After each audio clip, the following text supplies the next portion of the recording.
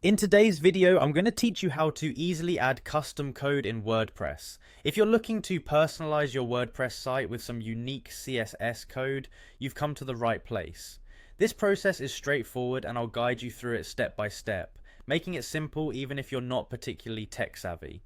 First things first, let's start by navigating to wordpress.com.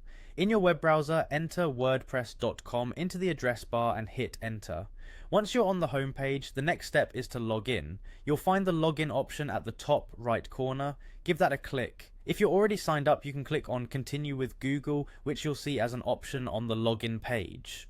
This method is often quicker than entering your email and password as it seamlessly uses your existing Google account. Select the Google account you want associated with your WordPress site and you're in.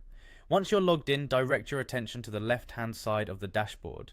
Here, you'll want to find and click on the Appearance option. Within Appearance, you will see Customize. Click on that to proceed to the customization screen. This is where the magic happens. We're about to add your custom CSS. In the customization menu, look for the additional CSS section. Clicking on this will bring up a text area where you can paste your CSS code.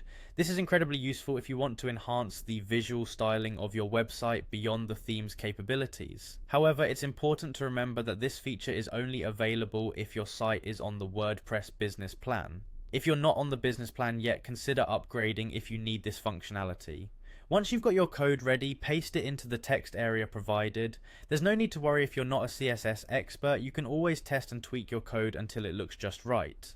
This area is not only for pasting code, but also for setting yourself apart with uniquely styled elements. Now after you've added your CSS, the final step is to save your changes. You'll spot a save button in the top left corner of the screen, click that and your customizations are live. And just like that, you've successfully added custom code to your WordPress site. Well done. Remember that experimenting with CSS can be fun, and there are plenty of resources online if you'd like to learn more and try out new things. Thanks for watching and happy customizing.